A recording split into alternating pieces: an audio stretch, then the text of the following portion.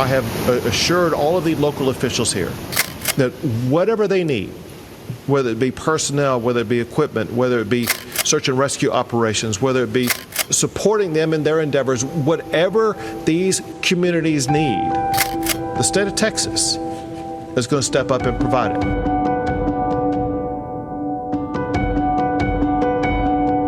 They will continue in the darkness of night. They will be taking place when the sun rises in the morning. They will be nonstop, seeking to find everybody who is unaccounted for.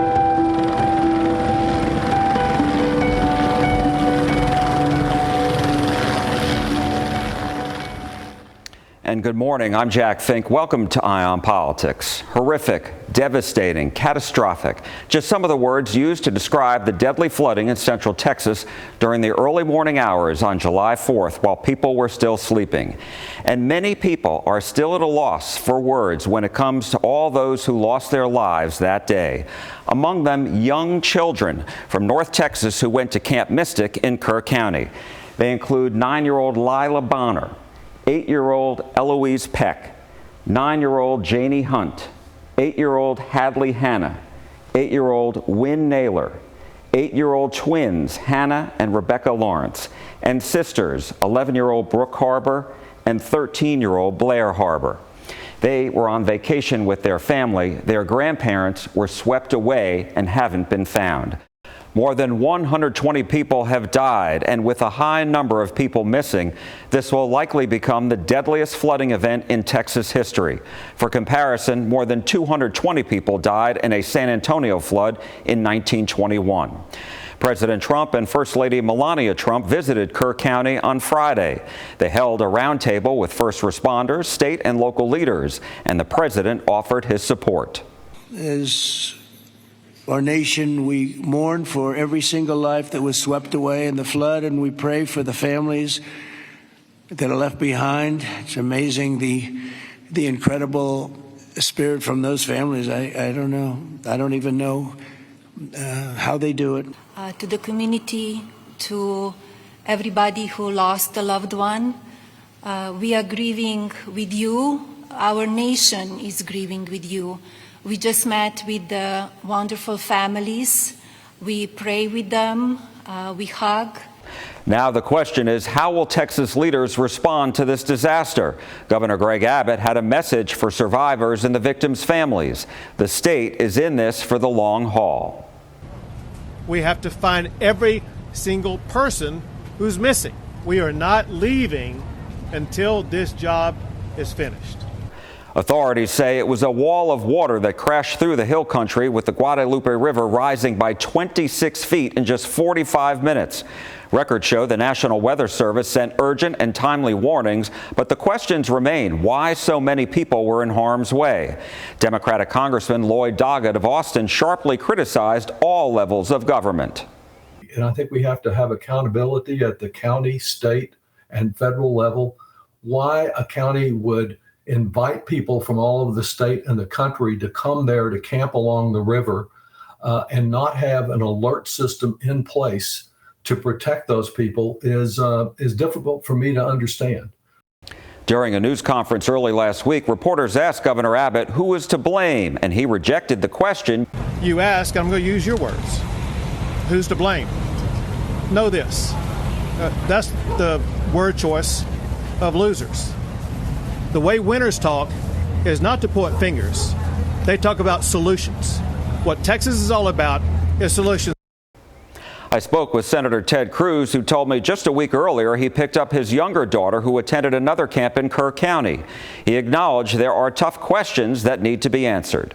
I will say as a dad, it is frustrating that those girls were not out of harm's way earlier. And I'm sure we will ask questions about how, when the next flood occurs, how do we make sure that you don't have 7- and 8-year-old little girls in cabins right by the river's edge as the floodwaters are rising?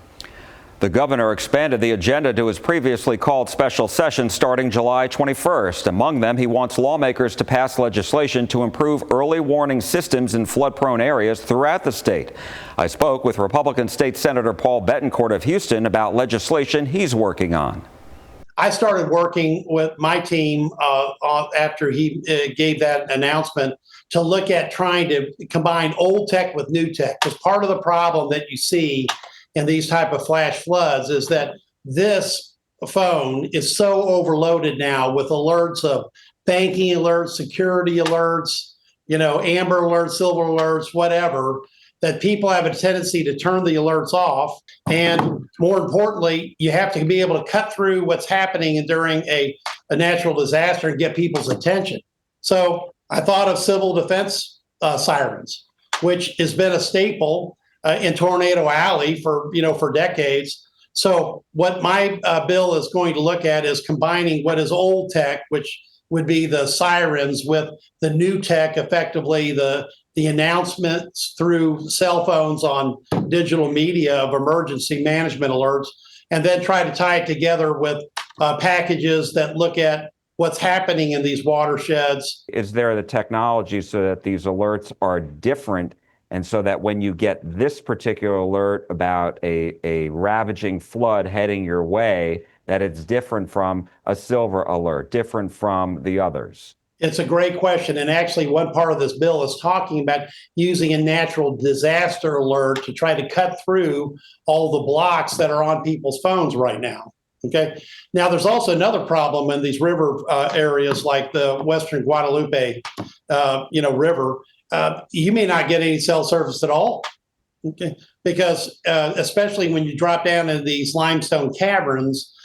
So we're also looking at what would be, Starlink technology, 5G. You have to have a redundant communication to even get to a tower that has the ability to notify people through a siren. Is this also the opportunity for the state to take a wider look at not only these other river districts in which you mentioned, but even just all across the state? We had a disaster in Wimberley about 10 years ago where the towers were set up through the water board in the state, and this would allow local governments to buy these cheaply, quickly, and there was kind of a standardized package.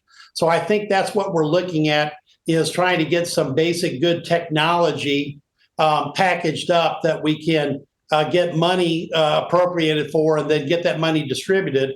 Because the one thing that the governor, and I know the lieutenant governor especially, made clear is that they wanted to try to have this deployed in watersheds in a year, and that's an aggressive schedule. So we've been moving with speed accordingly. And the state has the money to pay for that right now, doesn't it? No question about it. State Representative Joe Moody told me lawmakers are ready to get to work. We have a lot of work to do when it comes to the why and the how, and I think that's what the legislature is going to be tasked with doing. That's a long-term conversation. I was one of two legislators sitting down to Uvalde in what was a man-made tragedy, but our task there was similar. We need to know why and how this happened and what we can do going forward. When you're talking about the interoperability of communications, you were a co-author, I believe, of House Bill 13, which did pass the House during the regular legislative session, didn't get out of the Senate. Talk to us about the highlights of the legislation.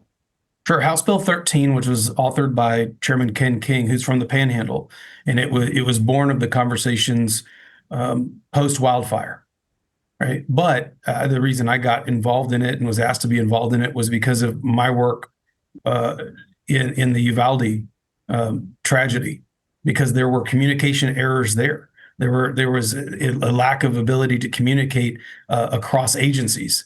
And that led to, in my opinion, more suffering, more death in that tragedy than should have been. And so that's the bill itself was built to create a infrastructure fund over time that local governments could call upon when they saw needs in their community. So the folks like we're hearing from in Kerr County that had cost barriers, that they would have a partner in the state of Texas to build up that infrastructure. And that's, when you talk about the weight of government and the power of government to do good work in the community, this is what it exists to do, because it can do it on a scale and on a level that Kerr County can't do, that communities in the Panhandle can't do, like Uvalde couldn't do. Governor Abbott has said that he has told members of the Central Texas community that Texas is not going anywhere. They are going to be there. The state's going to be there for the long term, not only to find all the missing in the short term, but rebuilding as well. What do you make of that? No, I think the governor's correct. This is a long-term project. Look, there's some hurt that we can't heal through state dollars or infrastructure planning, but some of this hurt is never going to go away for these families. This is an unspeakable tragedy for them, sending their children away to camp, which is supposed to be a formative and beautiful and amazing time, and instead has turned to the darkest moment in their lives. Outside of writing bills and sending money to these areas, we need to keep these folks in our thoughts and in our prayers. That has got to be a part of what we do, because putting your arms around these folks is what is going to allow them to start to go through that healing process. I know that firsthand when we encountered a shooting here in El Paso on August 3rd, 2019. Strangers from across the state, across the nation, they wrapped their arms around us. They lifted us up. They were here for us. And we need to be here for our neighbors in Central Texas and around the state where some of those victims came from. That's an important part of this process. And that's not a bill, and that's not a dollar amount. That's just being good neighbors. You know, I hear you say that, and sometimes you see people, ridicule, lawmakers or leaders for saying, we have to come together, we have to, hug the people who are going through this tragedy, and they ridicule that. And here you are saying how vital it was for you and your community in El Paso going through that back in 2019. I'll never understand the ridicule, because it is an important part of it. The humanity of all this is important, and seeing each other as human beings going through difficult times and suffering. Being there for people in all of those ways is incredibly important. It doesn't mean that we don't get to ask hard questions. It doesn't mean that we're not going to have to hear very uncomfortable facts about what did or didn't happen. Those things happen as well. The special session runs 30 days. The agenda includes many hot-button topics, including regulating THC products and redrawing Texas congressional districts, why one North Texas Democrat seat is in the political crosshairs, when Eye on Politics returns.